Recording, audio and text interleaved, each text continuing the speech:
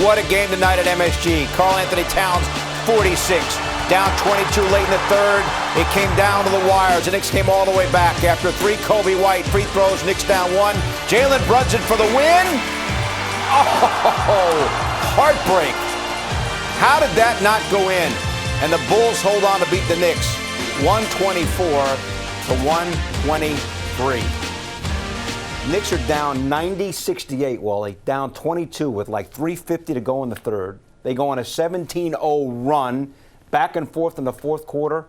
Jalen Brunson with the game in his hands, and it looked like it was good. How did that not go in? I don't know. Some movies have alternate endings. That's not the way it was supposed to end if you're a Knicks fan at the Garden. What an outstanding basketball game. Just the Knicks poured their hearts out on a back-to-back to get themselves back into that game. Give the Bulls and Zach LaVine a lot of credit. That team came in ready to play. I will say this, though. As an NBA player, the best thing about playing an 82-game schedule and being in the NBA is there's going to be no sleep tonight. You're going to be replaying plays in your head about what happened and what you could have done to get that win. You got one rest day tomorrow, and you get to lace them up and play again on Friday. And the Knicks have to be ready to go because they need to win basketball games. They can't put themselves in this position where it comes down to the end like that. They have to play better, and they know the recipe on the defensive end of the floor and stop teams if they want to win basketball games. It's been drilled into us, especially with this coach. No lead is safe. Yeah. But it looks like the Knicks didn't have anything tonight. Mm-hmm. However, somehow they go on a 17-0 run late in the third and then make a game of it. They're down 22. We thought it was over. Well, but it was far from over. It was, and the Bulls play with a lot of pace, so they're going to give you possessions. They're going to let you get hot. And the Knicks, obviously, defensively, were locked down D in that third quarter. Karl Anthony Towns, what a display of basketball skill. I mean, the level of skill that he played with was just outstanding. Josh Hart, you knew once that crowd started to get involved, he was going to start making things happen. Mikal Bridges has been struggling a little bit from the three-point line. Hit one tonight, but his mid-range game has been as good as it gets. Karl Anthony Towns with the one-hand Statue of Liberty flush right down Broadway. Just a riveting third quarter. The fans were going nuts. The crowd was going crazy. Cameron Payne knocking down huge shots off the bench. Brunson was not in the game during the run. No, and that doesn't matter. And Jalen doesn't care. It's all about what's working, and that's what Tom Thibodeau is trying to figure out in this early part of the season. He's trying to figure out combinations that are going to work, combinations that he can trust in key moments. The Knicks did everything to give themselves a chance to win that basketball game. It came down to they could not get the stops that they needed. And then that foul, Josh Hart, at the end, it was close. I thought he just had his hand on the guy's lower back. And anytime you make any type of contact with a three-point shooter, the whistle is going to come out. I think it was the right call. Josh Hart did not argue it. See that left hand? The left hand goes on the lower back of Colby White right there. And that's where the contact occurs. Colby White kicks his legs out, tries to sell it. Knicks didn't have a challenge, but at the same time, that was a foul. Josh Hart knew it.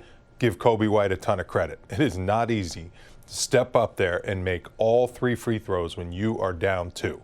That is a big-time play by him to knock down all those free throws. And then Jalen Brunson had that final winning shot. And I'm with you. That thing should have gone in, but it just didn't. Knicks got to get ready for Friday. Important to point out that the Bulls are down 2, so Hart had to defend White there on that sequence, because if that 3 goes in, the Bulls are up 1. Right. As it is, he made 3 free throws after the foul. All right, fourth quarter after the Knicks are down by 5 after 3 after that great run to get back into it. It went back and forth. It was riveting basketball here at MSG in the final 12 minutes. Yeah, and the key was when LaVine and Giddey got back into the game, that's when the composure started for the Bulls. There's Josh Hart just dicing up Nick Vucevic, who was just getting sliced by Karl Anthony Towns all game. Karl Anthony Towns' skill level against these bigs is unbelievable. I said it in the pregame. Big shot maker is Zach LaVine. Not scared of the moment. He is a clutch player down the stretch. There's Karl Anthony Towns just making huge shots back and forth. Knicks take the lead. And then Jalen Brunson over an elite defender, Patrick Williams, continues to give the Knicks the 2-point lead that they needed. Up to here again after the Bulls continue to answer the bell. So here's the big play. The foul, it was in and out, almost a 4-point play. Josh Hart's trying to get any help from the Jumbotron, but it's just not happening. He made all 3 free throws. This shot was supposed to go in. It was well defended.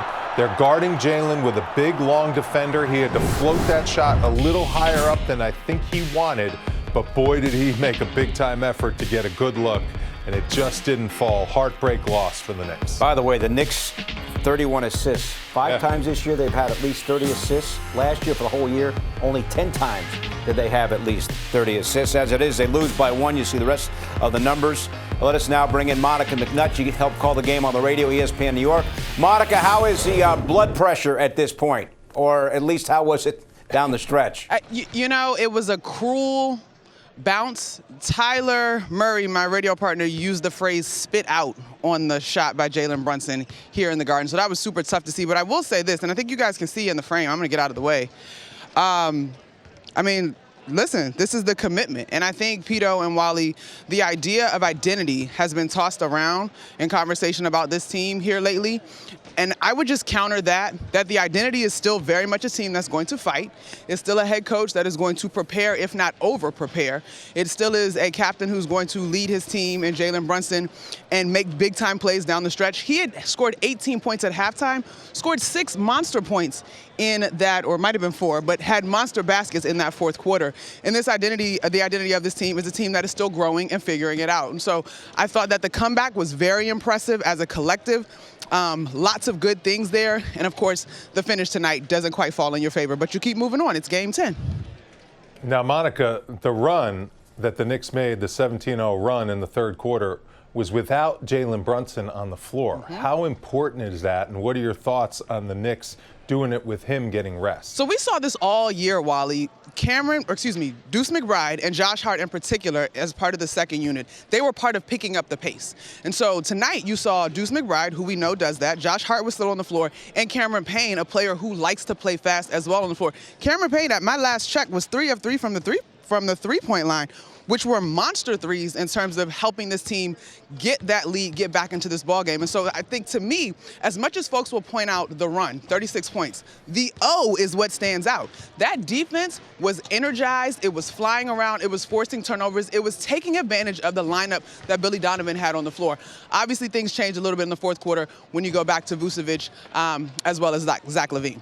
Monica, I think you've seen behind you. It's an amazing sight there. Karl-Anthony Towns plays 39 minutes, scores 46 points. He's working on his free throws. He did go 4 of 8 from the line, but nonetheless, out there right now working on the free throw stripe. For Amazing. sure. I mean, Pito, it's a 3-point ball game, and not just Cat, although obviously taking responsibility for himself. The team does leave 6 free throws on the table as a team, 12 of 18, right? And so the margins of victory are so small. But what I love overall tonight was the shot selection by Karl-Anthony Towns, understanding when to pull that 3 ball. I loved the rim rock plays, getting into the paint. Tonight was a tough night to have the assignment of guarding Nikola Vucevic, who also had a terrific game. And so I thought that was a premier battle, a new season high with that 46-point mark. The things that matter in terms of why Karl-Anthony Towns was brought to this team already are showing themselves. And the things that have room to grow, as we've heard this team say all season long, they will continue to grow and get better. It is just game 10. All right, Monica, good stuff as always. We'll talk to you on Friday night. Sounds good. How about Cat work on his free throws? I love it. That is outstanding. And that's a great mentality as a true pro. I mean, you have your best game of the season, and you know how important it is to make those free throws. And this is what elite athletes do. He shot 18 for 30. He'll remember the misses. Now, do you think he's thinking post-game, man, I missed 4 free throws? Yes. I don't care. I went for the 46. Yes. I missed the 4 free throws, and I got to work on that. The great players are perfectionists. If they shoot 9 for 10, all they do is lose sleep over the one they missed. He had 46 points, almost carried his team to a victory tonight. He knows those 4 free throws were important to not only his scoring total, but also the team's, which is ultimate in what matters. And he just knows that he's better than that. He's a career 85, 90% free throw shooter. And if he could have cashed in on those free throws, they could have won the game. He is his ultimate critic inside, and that's what the greats do. They go out there, it's a way to handle something that you didn't do well mentally as a pro. And that's impressive for him to go right out there and get those free throws on. I guarantee he's not going to leave that floor until he makes 20 in a row, 30 in a row. He's got a number in his head where he has to click it where this is never going to happen again. That's what he's thinking right now.